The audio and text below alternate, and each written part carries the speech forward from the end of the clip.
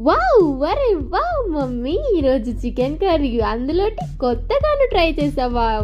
ఇది నీకేనా తమ్ముడు? ఎంత టేస్టీగా ఉందో చూడు. హలో అందరికీ, వెల్కమ్ టు నిర్మలాస్ కిచెన్. ఈరోజు అసలు స్పెషల్ ఏం లేదు, కానీ నేనైతే చికెన్ స్పెషల్ చేశాను.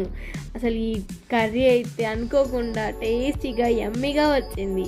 ఎప్పుడైనా మీరు ట్రై చేస్తారా? కనీసం ఒక్కసారి ట్రై చేయండి. ఎప్పట్లా కాకుండా ఈసారి కొత్తగా అయితే ట్రై చేశాను. ఒక చిన్న ట్రిక్, ముందుగా తాజాగా టమాటాలను తీసుకొని వాటిని బాగా కట్ చేసుకున్న తర్వాత పేస్ట్ చేసుకోవాలి. ఆ పేస్ట్ మాత్రం చికెన్లో వేస్తే అసలు వారెవ్వా, ఆ టేస్టే వేరు. ఇది వేసాక అయితే మీరు అల్లం వేసేటప్పుడు అసలు ఎలా వేస్తారు? నార్మల్గా అయితే పేస్ట్ లాగా వేస్తారు, కానీ మేము ఆ పేస్ట్లో కొంచెం వాటర్ని పోసి కూరలో అయితే పోయాలి. అప్పుడు ఆ చికెన్ ముక్కలకి కొంచెం లైట్గా మసాలాలు పట్టిస్తే టేస్ట్ మాత్రం గరం గరంగా ఘాటుగా యమ్మీగా కర్రీ మాత్రం చాలా సూపర్ హిట్గా ఉంటుంది. ఎలా హిట్ అయ్యిందంటే మన చిరంజీవి గారు తీసిన మన శంకరవరప్రసాద్ గారి మూవీ లాగా హిట్ అయ్యింది. మన ఛానల్ అయితే ఫస్ట్ టైం చూస్తే సబ్స్క్రైబ్ చేసుకోండి, షేర్ చేయండి, లైక్ చేయండి, కామెంట్ చేయండి.